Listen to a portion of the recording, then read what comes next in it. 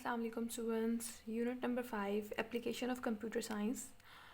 Unit number 5 के साथ आज का मेरा आपके साथ लेक्चर नंबर चल रहा है 3 और टॉपिक है आपकी बुक के according topic number 2 different areas of AI. ठीक है, हम एआई के डिफरेंट एरियाज़ को डिस्कस कर रहे हैं आज के लेक्चर में। एआई एआई क्या है? Artificial intelligence. आर्टिफिशियल इंटेलिजेंस ये वो यूज़फुल टेक्नोलॉजी है जिसने हमारी डिफ़िकल्ट लार्ज कॉम्प्लेक्स प्रॉब्लम्स को सॉर्ट करने में हमारी बहुत हेल्प आउट की है। और इसमें इसने हमारी डेली लाइफ में जितने भी एरियाज़ कवर हो रहे हैं like health care, education, transportation, research and development, customer support है, बायोमेट्रिक है, फेक अकाउंट की वेरिफिकेशन करवानी हो, एडवर्टाइजिंग और मार्केटिंग कंपनी को यूज़ हो, हर जगह पे एआई अपना रोल इम्पॉर्टेंट रोल प्ले कर रही है। और इन सब एरियाज़ में जिस किस्म की भी कोई प्रॉब्लम आती है एआई उसको सॉल्व करके देती है।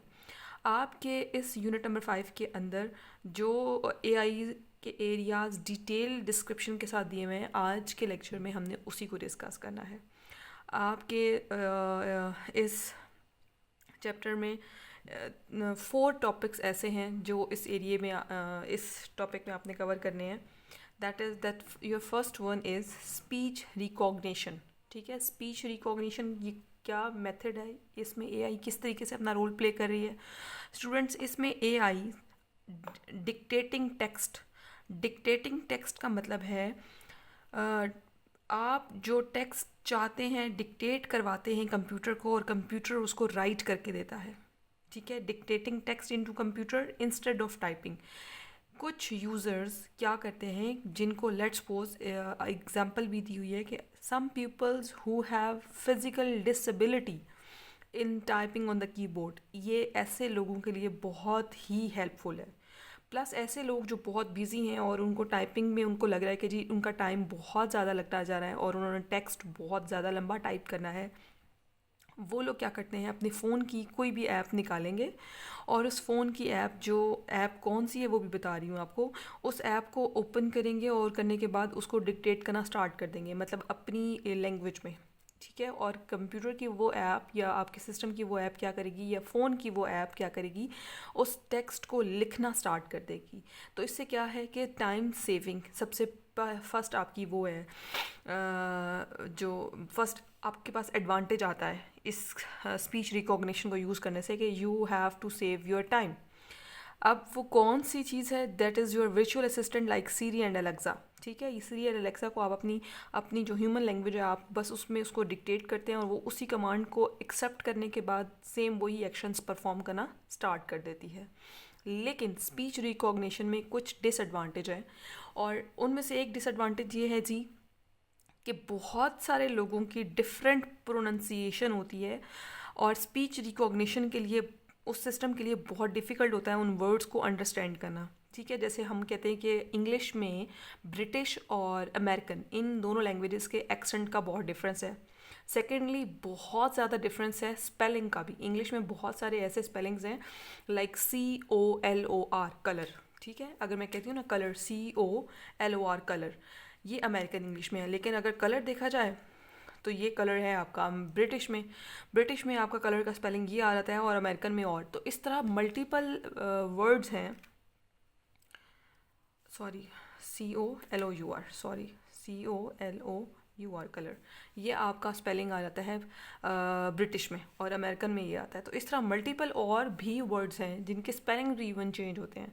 लेकिन स्पीच रिकॉग्निशन में क्योंकि आपकी प्रोनंसिएशन की बात हो रही है तो बहुत सारे ऐसे वर्ड हैं जिनका प्रोनंसिएशन जब डिफ़िकल्ट आता है तो एआई एल्गोरिदम के लिए उस प्रोनाउंस करना उस वर्ड को थोड़ा डिफ़िकल्ट हो जाता है, उसके लिए उसको अंडरस्टैंड करना मुश्किल हो जाता है और वहाँ पे आती है प्रॉब्लम कम्युनिकेशन की। वहाँ पे लैक ऑफ एक्यूरेसी हो जाती है। लैक ऑफ एक्यूरेसी मतलब जो चीज़ यूज़र मांग रहा होता है या यूज़र कंप्यूटर को जो डिमांड कर रहा होता है कि ये वाली चीज़ लिखवाई जाए, टेक्स्ट में कन्वर्ट की जाए, वहाँ पे वो क्या करता है, कंप्यूटर प्रॉब्लम क्रिएट कर देता है, वहाँ पे वो कुछ रॉन्ग लिख देता है।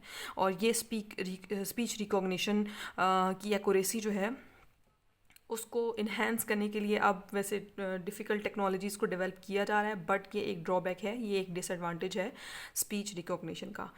नेक्स्ट आपका एरिया है एरिया ऑफ एआई में कंप्यूटर विजन। कंप्यूटर विजन किस तरीके से काम करता है स्टूडेंट्स? कंप्यूटर विजन, विजन से क्लियर हो रहा है वर्ड, ऐसा विजन जो किसी चीज़ को देखने के बाद, ठीक है, देखने के बाद उस कंप्यूटर के अंदर उस डाटा को स्टोर कर देना। वर्ड सब obtaining information from digital images and videos, कि इंफॉर्मेशन को कैसे फैच करना है, कैसे ऑब्टेन करना है आपने कुछ इमेजेस और वीडियोस को लेने के बाद।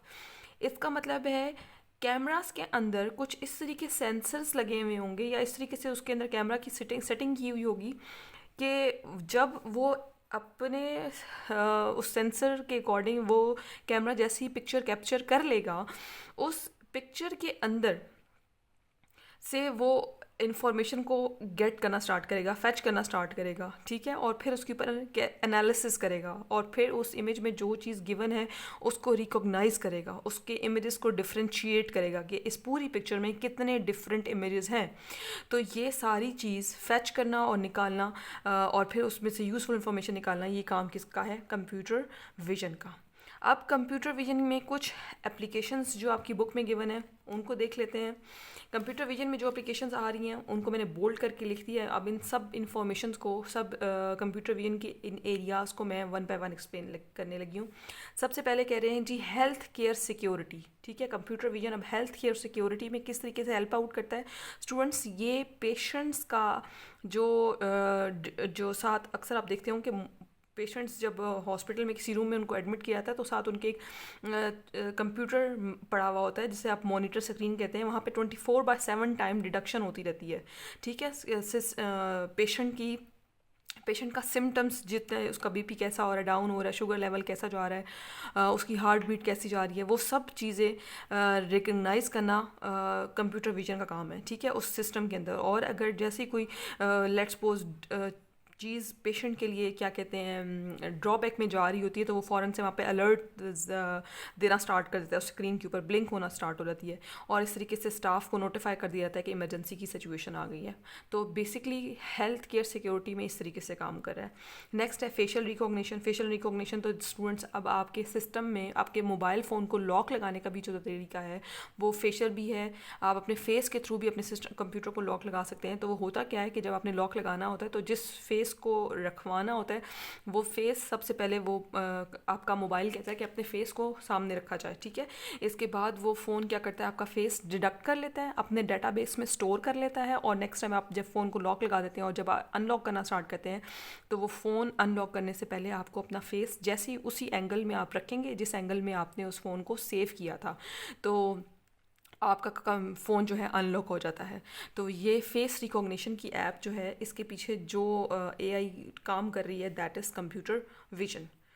नेक्स्ट है सेल्फ ड्राइविंग कार। स्टूडेंट्स आजकल जो है ड्राइविंग कार्स में किस तरीके से ये कंप्यूटर विजन काम कर रहा है कि जी कार में ड्राइवर की ज़रूरत ही नहीं होती। उस गाड़ी के अंदर, ठीक है, उस गाड़ी के अंदर क्या करते हैं इस तरीके से कैमरास और सेंसर्स को लगा देते हैं कि वो कैमरास और सेंसर गाड़ी के बाहर क्या हो रहा है और वो उसको समझने में हेल्प आउट करता है। वो एल्गोरिदम गाड़ी को बाहर इर्द गिर्द कितनी गाड़ियाँ आगे आ रही है, पीछे जा रही है, वो सारे कैमरे और सेंसर गाड़ी को इंस्ट्रक्ट कर रहे होते हैं, ठीक है। तो ये और फिर गाड़ी इस तरीके से चल रही होती है। ये कंप्यूटर विजन का एक इसके बैक एंड पे भी कंप्यूटर विजन चल रहा होता है। नेक्स्ट है students parking occupation deduction. Parking occupation क्या है? आपने अक्सर बड़ी फर्म्स में हॉस्पिटल्स देख लें या कोई भी ऐसा एरिया जो सबसे बिजी तरीन इंडस्ट्रियल एरिया हो या आप आम शॉप्स की बात भी कर लें तो उनके बाहर एक स्पेसिफिक एरिया होता है जहाँ पे कार्स आप खड़ी कर सकते हैं और स्पेसिफिक एरिया होता है जहाँ पे आप बाइक्स खड़ी कर सकते हैं, ठीक है। तो वो गाड़ियों का जो स्पेसिफिक पोर्शन है जहाँ पे गाड़ी खड़ी हुई है, लेट्स सपोज एक लाइन लगी हुई है जहाँ पे 5 ही कार्स खड़ी हो सकती हैं, 5 से ज़्यादा नहीं खड़ी हो सकती। तो इट्स मीन मतलब पार्किंग एरिया जस्ट 5 कार्स का ही है लेट्स सपोज। तो वो 5 कार्स की अलॉटमेंट, ठीक है, और 5 में से कोई एक चली गई है, वो ये सारी अलॉटमेंट्स को चेक करने के लिए कंप्यूटर विजन इसके बैकएंड पे काम कर रहा होता है। वो इन्फॉर्म कर रहा होता है सिक्योरिटी कैमरास को जो पिक्चर कैप्चर कर रहे होते हैं और पार्किंग ऑक्यूपेशन के बारे में आइडिया दे रहे होते हैं कि कितना ऑक्यूपाइड एरिया है और कितना अनऑक्यूपाइड एरिया है। ट्रैफिक फ्लो एनालिसिस में ट्रैफिक का फ़्लो बता रहा होता है कि कौन सा रोड सबसे ज़्यादा बिजी है, कहाँ पे ट्रैफिक का फ़्लो सबसे ज़्यादा है और किस रोड पे ट्रैफिक का फ़्लो सबसे कम है। तो एक्चुअली क्या लगा होता है, इनके सबके पूरे रोड पे कैमरास लगे होते हैं और इन कैमरास में एक्चुअली सेंसर लगे हुए हैं और वो सेंसर क्या है, कंप्यूटर विजन से। ठीक है। लास्ट है मैन्युफैक्चरिंग एंड कंस्ट्रक्शन। मैन्युफैक्चरिंग और कंस्ट्रक्शन में किस तरीके से स्टूडेंट्स ये हेल्प आउट करती है। बहुत सी मैन्युफैक्चरिंग कंपनी जो प्रोडक्ट बना रही होती हैं, उन प्रोडक्ट को मॉनिटर करना, उसकी मशीनरी को मॉनिटर करना, चेक करना कंप्यूटर विजन का काम है। सिमिलरली कंस्ट्रक्शन साइट पे अगर चले जाएं तो कंस्ट्रक्शन साइट पे चेक करेगी एम्प्लॉयर्स को, व्हीकल्स को, सारे इक्विपमेंट्स को। तो ये किसका काम है, उन कैमरास का काम है और उसके थ्रू ही सारी मॉनिटरिंग कोई पर्सन बैठ के कर रहा होता है। तो बेसिकली वो कैमरास जो इन सब चीज़ों के पीछे बैकएंड पे काम कौन कर रहा होता है, कंप्यूटर विजन काम कर रहा होता है। एक ऐसा एल्गोरिदम जो इन अ फॉर्म ऑफ विजन, ठीक है, वो सारी डिजिटल इमेजेस या वीडियोस को कैप्चर तो कर रहा होता है, लेकिन बाद में आप उन इमेजेस या वीडियोस को देखते हुए उसमें से इंफॉर्मेशन जो अगर आपने निकालनी हो किसी चीज़ की तो वो आप फाइंड आउट कर सकते हैं। ये है दो आपकी एरियाज़ एआई के। नेक्स्ट आपका मोस्ट इम्पॉर्टेंट एरिया है NLP, natural language processing.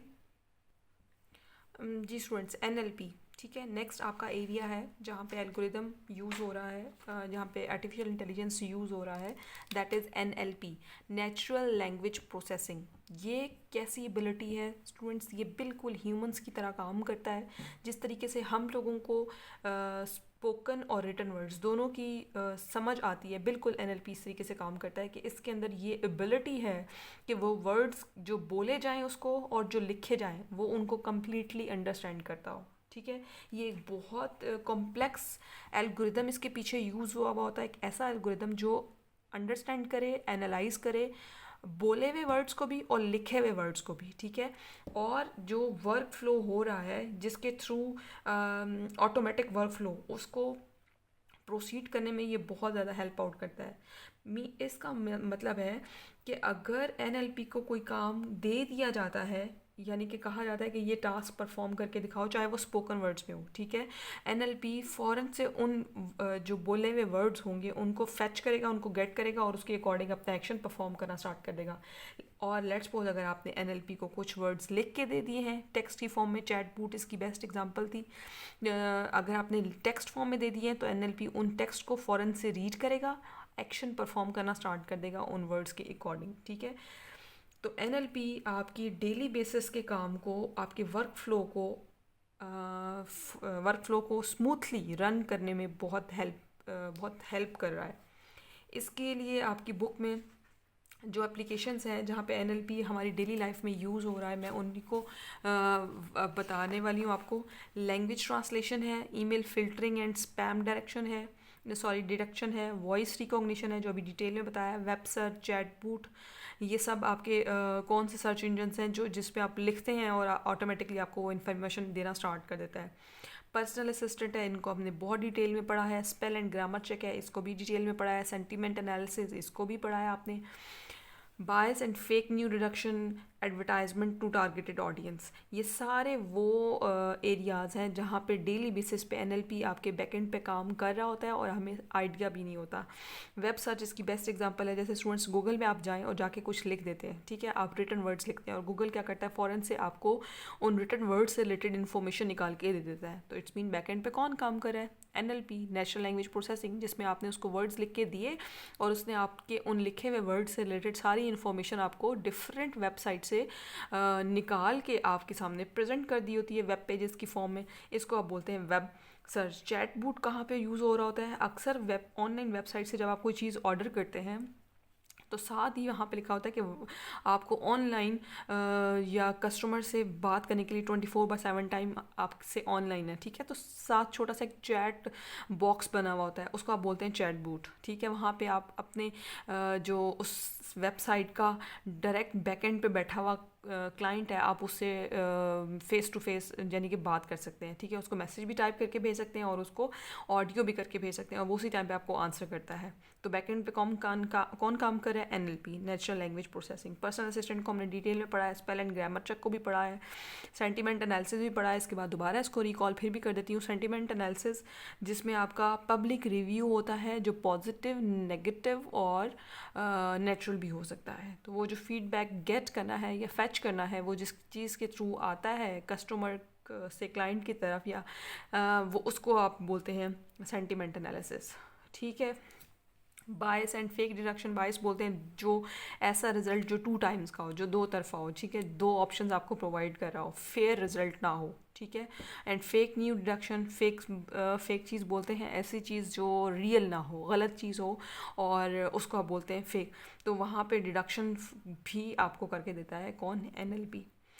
Advertisement to untargeted audience, advertise करना है, और एडवर्टाइज़ का मतलब होता है किसी चीज़ को कमर्शलाइज करना। ठीक है, लोगों को उससे रिलेटेड अवेयर करना। इसका मतलब है टारगेटेड ऑडियंस कौन होते हैं? हम ऑडियंस हैं। ठीक है, और हम लोगों को किसी कंपनी ने टारगेट करना है, मतलब उन्होंने अपनी प्रोडक्ट या अपनी प्रोडक्ट सेल करनी है, और उस प्रोडक्ट को सेल करने के लिए वो कोई एडवर्टाइजमेंट लगा रहे होते हैं, चाहे वो बैनर की फॉर्म में हो, चाहे वो पम्फलेट्स की फॉर्म में हो जो आपके घर में फेंक के जा रहे होते हैं, तो वो एडवर्टाइजमेंट्स ही होते हैं एक्चुअली। तो वो लोग क्या करते हैं, अपनी टारगेटेड ऑडियंस को वो एडवर्टाइजमेंट को लोगों तक पहुंचाने के लिए जिस चीज़ को यूज़ करते हैं, that is NLP, natural language processing. ठीक है। नेक्स्ट हम लोगों का AI का एरिया है एक्सपर्ट सिस्टम। अब हम एक्सपर्ट सिस्टम को डिटेल में पढ़ेंगे। एक्सपर्ट सिस्टम किस तरीके से, इसके पीछे किस तरीके से AI का एल्गोरिदम चल रहा होता है। जी स्टूडेंट्स, नेक्स्ट एरिया AI का जो हम कवर कर रहे हैं, दैट इज़ एक्सपर्ट सिस्टम। ठीक है, एक्सपर्ट सिस्टम किस तरीके से काम करता है? Expert system is an interactive AI-based computer program designed to solve complex problem. It has a decision-making ability like human expert. Students, expert system क्या करता है? Decisions लेता है, और इसकी डिसीजन लेने की एबिलिटी बिल्कुल ह्यूमंस की तरह ही होती है। ठीक है, ह्यूमन एक्सपर्ट्स क्या होते हैं? स्पेसिफिक फील्ड में स्पेसिफिक लोगों का एक्सपर्ट होना, उसको आप बोलते हैं ह्यूमन एक्सपर्टीज़। ठीक है, उन लोगों को आप कहेंगे दे आर ह्यूमन एक्सपर्टीज़, कि ये इस एरिए में या इस फील्ड में सबसे ज़्यादा एक्सपर्ट हैं।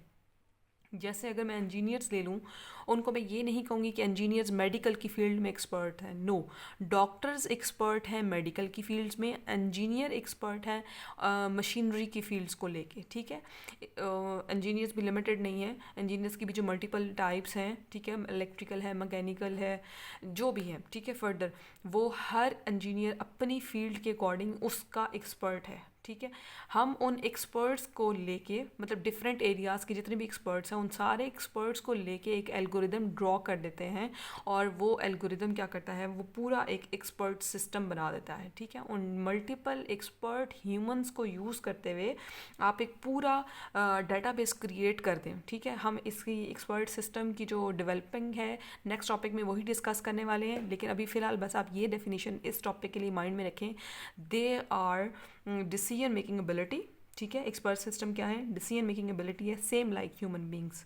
अब एक्सपर्ट सिस्टम की जो कुछ एप्लीकेशंस हैं जहाँ पे एक्सपर्ट सिस्टम यूज़ हो रहा है, वैसे वो मल्टीपल हैं, लेकिन आपकी बुक में जो गिवन है डायग्नोसिस इन हॉस्पिटल में पेशेंट्स को अगर चेकअप करना है, डायग्नोस करना है कि इस पेशेंट को क्या डिजीज़ है, तो एक्सपर्ट सिस्टम आपको हेल्प आउट करेगा। लोन एनालिसिस है, लोन कहाँ पे ले रहे होते हैं हम लोग? कहीं पे बैंक में कहीं पे भी अप्लाई करते हैं, तो वो बैंक वाले सबसे पहले, इस टॉपिक को भी मैं एक्सप्लेन ऑलरेडी कर चुकी हूँ उसी चैप्टर के स्टार्ट में, लेकिन वंस अगेन आपको यहाँ पे फिर एक्सप्लेन कर रही हूँ। लोन एनालिसिस में क्या होता है कि स्टूडेंट्स, जब हम किसी बैंक में जाते हैं और लोन के लिए अप्लाई करते हैं, तो फ़ौरन से बैंक वाले हमें एक क्वेश्चनियर देते हैं, एक परफॉर्मा देते हैं कि आप इसको फिल करके दें, और हम उस फिर परफॉर्मे को रीड करेंगे, और फिर हम पहले ये पता लगाएंगे कि आया आप इस लोन को लेने के लिए एलिजिबल हैं भी या नहीं।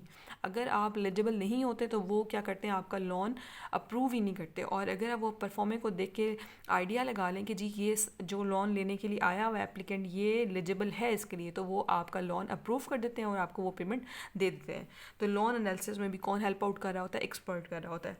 साइबर सिक्योरिटी है, ठीक है, फ्रॉड डिटेक्शन, यानी कि जो भी आपकी प्राइवेट कहीं पे भी कुछ एसेट्स पड़े हुए हैं उनको सेव करना, वहाँ पे भी एक्सपर्ट सिस्टम काम कर रहा होता है, ठीक है। साइबर सिक्योरिटी उनको प्रोवाइड कर रहा होता है। Similarly designing and manufacturing products, different manufacturing companies में यूज़ हो रहा होगा, उनकी डिज़ाइनिंग के लिए उनकी मैन्युफैक्चरिंग किस तरीके से करनी है प्रोडक्ट्स की, एक्सपर्ट सिस्टम वहाँ पे आपको आइडिया दे रहा होगा, क्योंकि एक्सपर्ट सिस्टम किन लोगों से मिलकर बना हुआ होता है, ह्यूमन एक्सपर्टीज से, ऐसे लोगों से जो उस एरिए में सबसे ज़्यादा एक्सपर्ट होते हैं।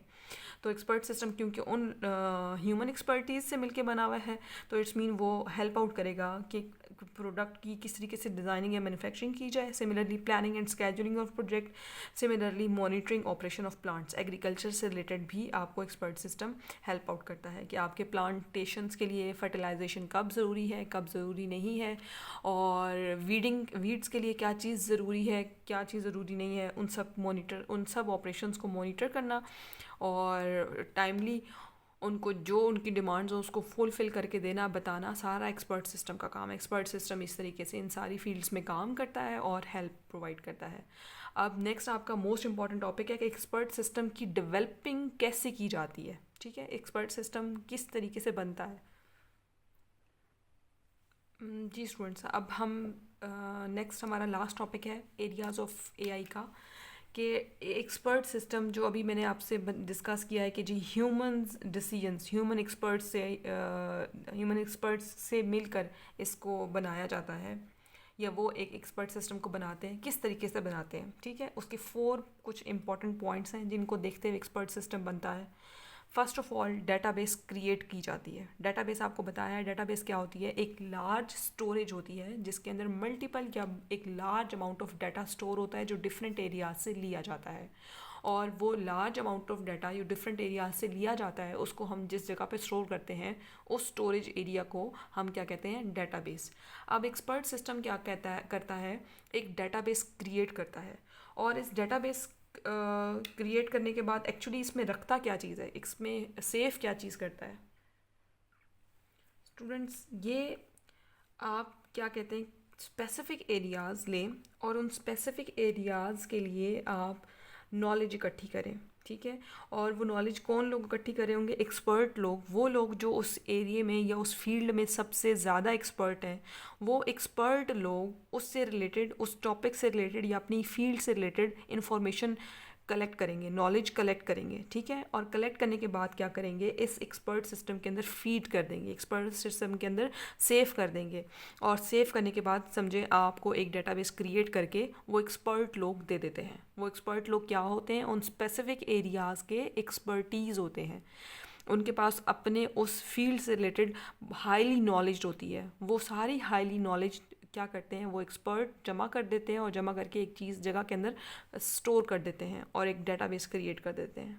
अब सेकेंडली फिर क्या होता है कि लेट्स सपोज कोई यूज़र है और वो आके कोई क्यूरी डालता है, क्यूरी का मतलब है वो कोई क्वेश्चन डालता है, और वो क्वेश्चन क्या करता है, सिस्टम क्या करता है, उस क्वेश्चन से रिलेटेड नॉलेज को अपने डेटाबेस के अंदर ढूंढना शुरू कर देगा और वो एक परफॉर्मा बना के दे देगा। इसकी एग्जांपल बिल्कुल मैं अगर इस फिलिंग क्वेश्चन ईयर की एग्जांपल बिल्कुल मैं इस तरह लोन वाले पे अप्लाई कर दूं, जो भी मैंने आपको बताया है कि लोन एनालिसिस किस तरीके से किया था कि जब कोई एप्लीकेंट आता है बैंक में लोन अप्लाई करने के लिए, तो वो लोन अप्लाई करने के लिए जो बैंक वाले हैं उस एप्लीकेंट को एक परफॉर्मा देते हैं, ठीक है। इट्स मीन वो एक क्वेश्चन ईयर देते हैं, वो एप्लीकेंट क्या करता है, उस क्वेश्चन ईयर को यानी कि उस परफॉर्मे को फिल करता है। फिल करने के बाद बैंक वाले कंक्लूजन निकालते हैं कि हम इनको दें या ना दें, ठीक है। तो वो चीज़ कहाँ, फिलिंग परफॉर्मा, यानी कि उस यूज़र ने, उस एप्लीकेंट ने अपनी क्यूरी दे दी। क्यूरी उसकी ये थी कि जी मुझे लोन अप्लाई करना है, तो बैंक वालों ने इन रिटर्न क्या किया, उसको एक क्वेश्चनेयर दे दिया, ठीक है, उसको परफॉर्मे को फिल कर दिया। अब वो एंड यूज़र जो है यानी कि जो एप्लीकेंट है वो उस क्वेश्चनेयर को सॉल्व करके बैंक वालों को वापस करेगा। अब बैंक वाले क्या करेंगे, थर्ड पॉइंट पे, लेट्स सपोज मैं इस एग्जांपल को डिटेल में बता रही हूँ। थर्ड पॉइंट में क्या होगा कि बैंक वाले लेट्स सपोज उस क्वेश्चनियर को या उस परफॉर्मे को देखते हैं, ठीक है, और वो वहाँ से नॉलेज एक्सट्रैक्ट करते हैं। किस तरह का नॉलेज एक्सट्रैक्ट करेंगे कि वो वहाँ पे रूल्स और रीजनिंग अप्लाई करेंगे कि और चेक करेंगे कि क्या ये एप्लीकेंट एलिजिबल है या एलिजिबल नहीं है, ठीक है, वो उसके लिए लोन अप्लाई करने के लिए। अगर एलिजिबल हो तो भी आंसर दे देते हैं, एलिजिबल ना हो तो भी आंसर दे देते हैं। तो वो आंसर देना, इसका मतलब क्या होता है, वहाँ पे फिर लास्ट पॉइंट में क्या होता है, एक्सपर्ट सिस्टम उसको सोल्यूशन प्रोवाइड करते हैं यूज़र को, ठीक है। एंड यूज़र को फाइनली लास्ट में सोल्यूशन उसको प्रोवाइड कर दिया जाता है येस और नो की फॉर्म में। तो ये ही पॉइंट्स हैं एक्सपर्ट सिस्टम की डेवलपमेंट के लिए। ये इन 4 पॉइंट्स के मैंने बोल्ड पॉइंट बना के लिख दिए थे, लेकिन मैंने इनको डिटेल में आपको एग्जांपल के थ्रू समझाया है। अगर आपको एग्जांपल अच्छे से समझ आ गई है तो आप पॉइंट्स को जस्ट एक दफ़ा बुक से जैसे ही रीड करेंगे आपको क्लियर हो जाएगा कि एक्चुअली एक्सपर्ट सिस्टम किस तरीके से डेवलप किया जाता है। ये स्टूडेंट्स यहाँ पे 5.2 जो टॉपिक है डिफरेंट एरियाज ऑफ एआई, यहाँ पे वो टॉपिक होता है एंड। और इसके साथ मैं अपनी इस लेक्चर का भी एंड करूँगी। मेरी नेक्स्ट वीडियोस के लिए प्लीज़ मेरे चैनल को सब्सक्राइब, लाइक और शेयर ज़रूर करते रहिएगा। Thank you so much. अल्लाह हाफिज़।